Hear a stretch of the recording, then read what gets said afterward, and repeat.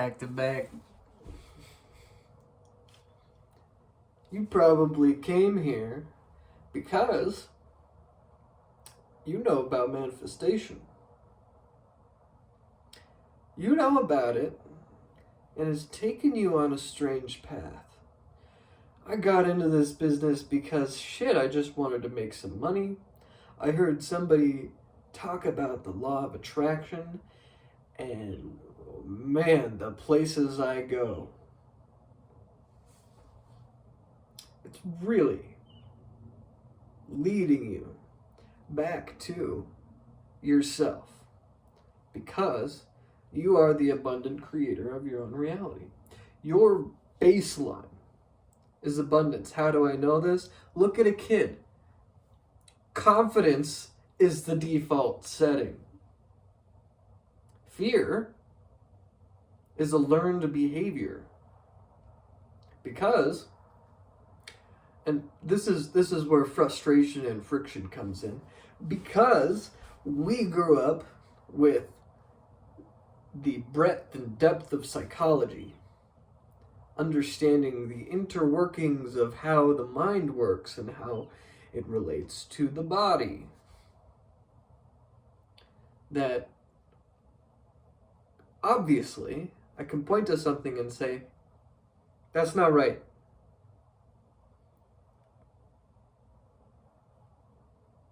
And then in comes the spiritual work, the metaphysics.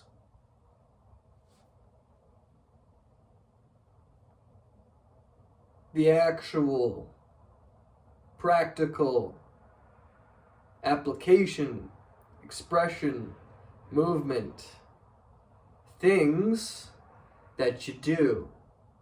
Why? Because these are the laws of physics that we prescribed ourselves to. This whole individuality game, incarnating here, we chose this. We chose gravity to be held by the Earth Mother. We chose thermodynamics, all this shit. It's what was cultivated over the course of however long Earth has existed, born from the animal kingdom, evolved, evolution, evolved, until brains helped us to consciously connect to the stars in a way that wasn't inherently instinctual, even though there's some argument there. It is getting back to higher intelligence, the higher mind, the mighty I am. In other words, I am translates to God is. This little ladder. Oh, where it all begins. You get to yourself. You get to everything you ever wanted. Now, here's what I think is really interesting. Is if enough people band together,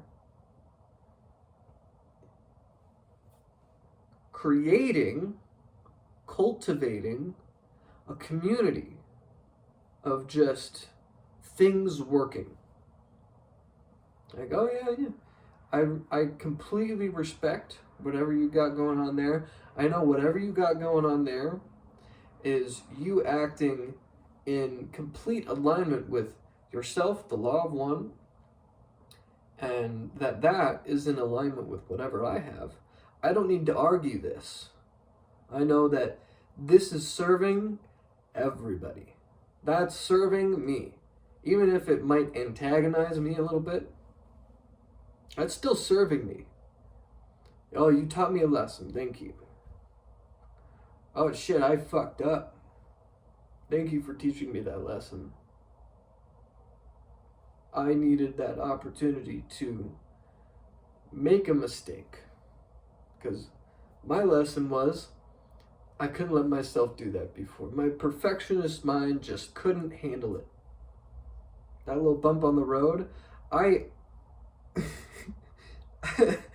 I took an eyeglass and I shined the light of the sun on that thing, and I looked into it and I shined the light of the sun on it, and I really wanted to make sure that I wasn't going to stumble over that bump on the road, that tiny little rock there.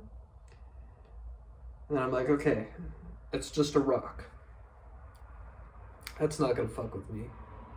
And then I trip anyways. Because how long would it take me to just flex my foot up to just rock onto that rock? This is a one hell of an analogy. Bear with me. If I spend all of that time thinking about my next step, then it's a lack of trust in myself to approach. Our bodies are built for this. Everything is built to wear down and slowly look.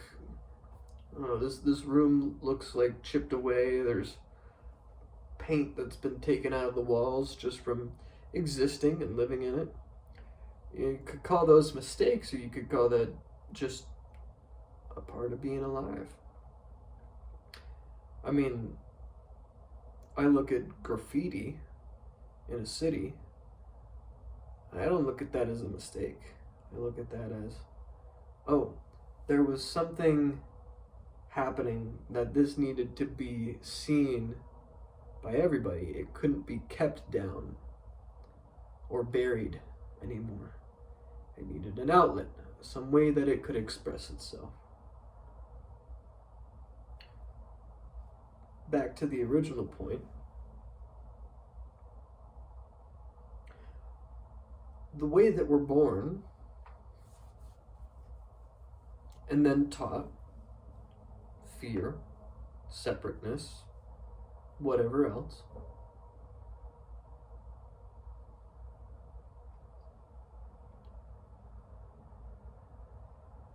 my own experience, thought, man, I know there's more. I look at people who are happy, smiling, laughing, having a good time, feeling this pit of nothingness. I'm doing something wrong. I don't look at them and compare myself to them and go, they just have it better than me, and fuck them, or even me now, it's like resisting that idea of fuck this person, fuck them.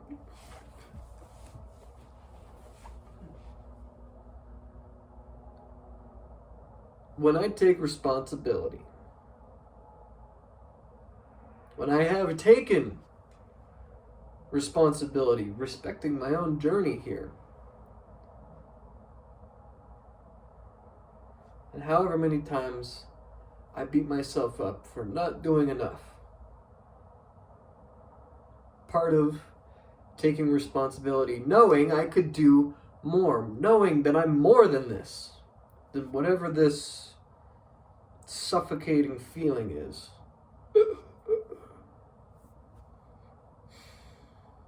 Learning the practice how to use my body as an instrument and play it well. To use my body as a tool, to use it and use it well. There's a lot of fascinating things I can do with my body.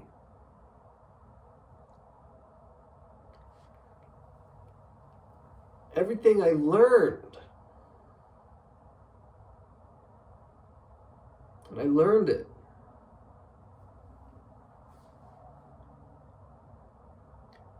The only reason I mention this is because the most common argument I hear come out of people's mouths is, I can't. You what?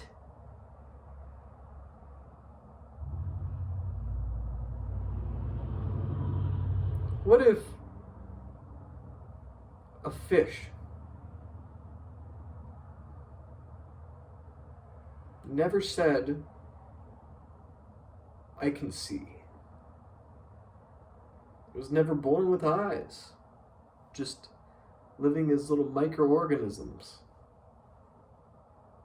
kind of feeling around.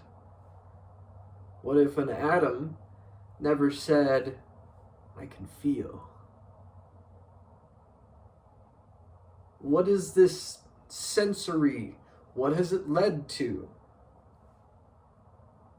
Constructs of what is possible for me based off of what somebody told me I'm capable of. And it is a tragedy that somebody has intercepted your abundance of being able to make mistakes and fail and lead into something else.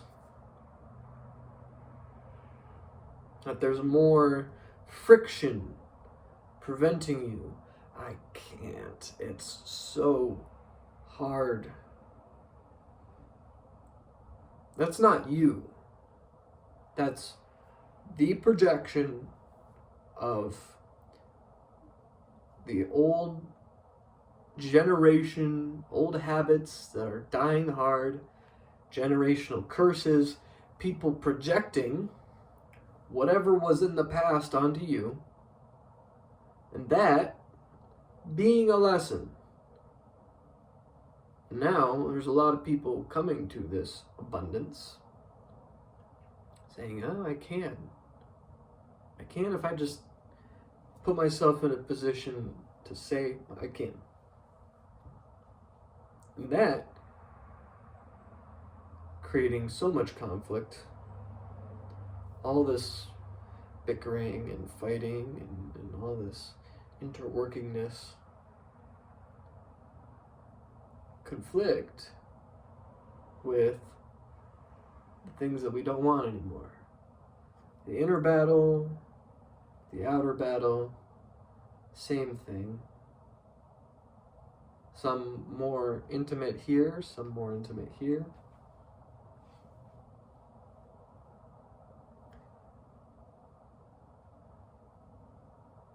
It's the work.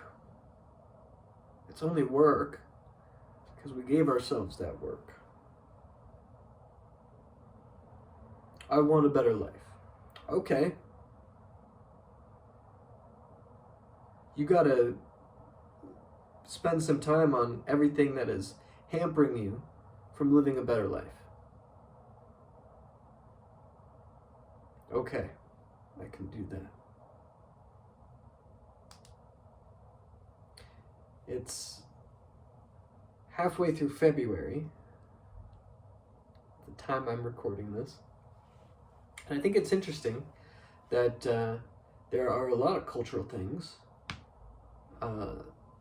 that we're just used to, this is the way mentality, that suffocate more, that deny wiggle room. Say, we're not allowed to have that. I'm not allowed to stumble. I'm not allowed to make mistakes. Tripping over that rock fucking sucks.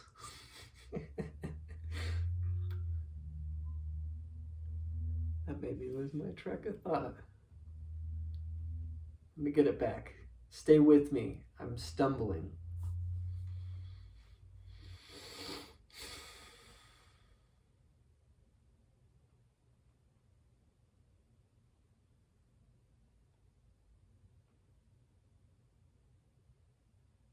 I think I lost it, but I'm gonna add on to this and say, how often do you, whoever's listening to this, let yourself take a moment and say, wait, I just need a second to make sure that I'm in the right place.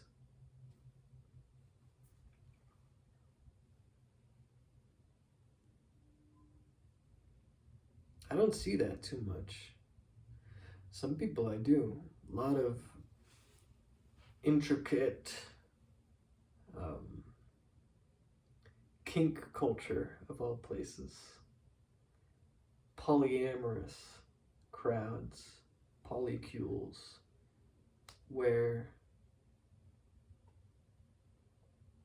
intimacy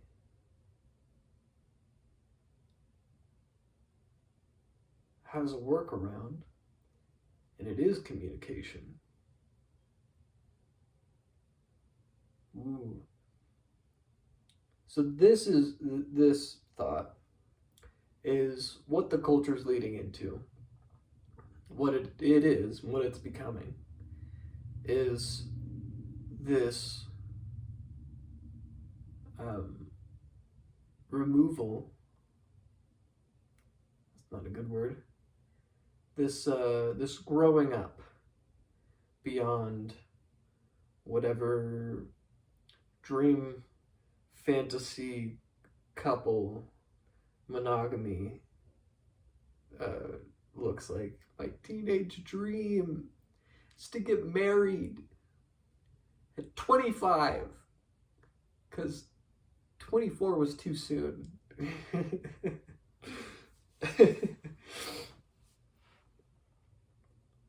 And to find the one, the right one, and get married and live happily ever after.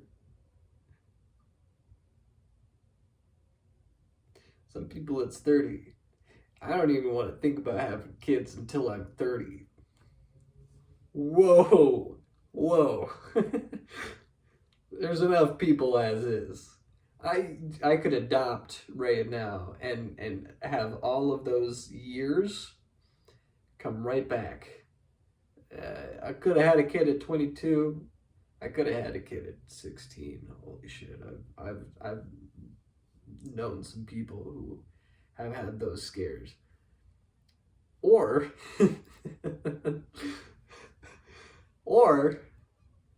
I could do it the easy way.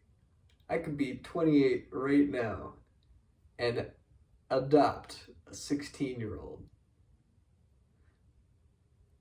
Could be some weird, I don't know.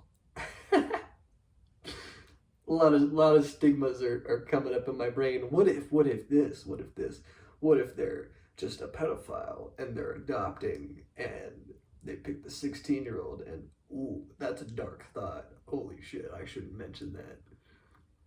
But I gotta let myself stumble. Anyways, polycules, communication. What does it look like when people are arguing? I've heard that described as people maybe this close, screaming in each other's faces, but their hearts are a canyon away. What's the like a just a big open space. You get it. Lovers, that dream, a monogamous dream. My lover boy. Come here, lover boy. That looks like I want our hearts to be this close. polyamory is saying, I want a dance with everybody, with whoever, to have an identity in myself, to know I want to be this close right now. I want to be this close right now. I want to be this close right now. I want to be this close right now. I want to be this close right now.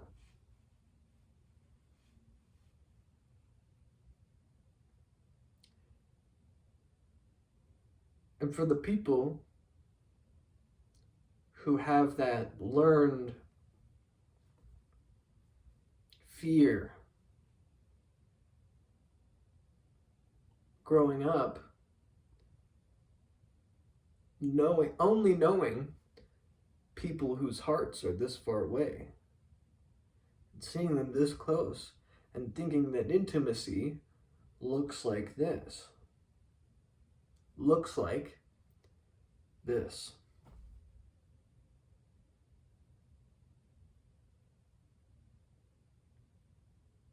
It takes identity, knowing yourself. It takes communication, being able to communicate that identity, what I want, knowing what I want, communicating what I want, acting on what I want. Forget any kind of misconception, preconception of sexual relation, polygamy, polyamory, polycool, whatever the fuck. If you take those three things and apply that to every single person, I know who I am. I know how to communicate that. I know how to act on that with everybody. Those hippies were fucking right, man. Peace and love all the way, man. Peace and love. Hang on. You ready for this?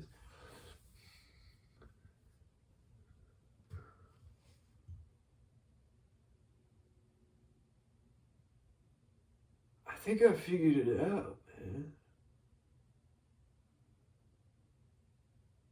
What'd you figure out?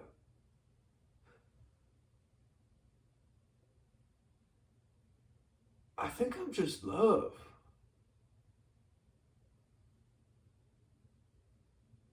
Whoa.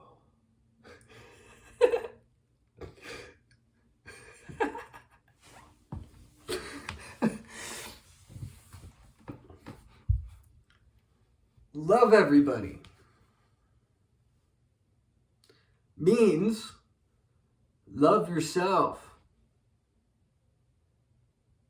There's so many people who do not love themselves. And if you look around, you'll see a lot of, I don't know if I can trust this person. I don't know if I can trust myself. Simplify it to that. I don't know if this is the right person for me. I don't know what I want. I don't know what love looks like for me. The language of separation, describing this other person in relation to yourself,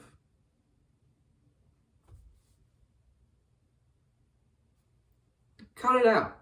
Cut it out. Get that shit away from me. Bring it back. That's literally it. Keep it to yourself, man. keep it to yourself, man. Yo, if I could tell you anything, I'm just fucking love, man. Hope this helped.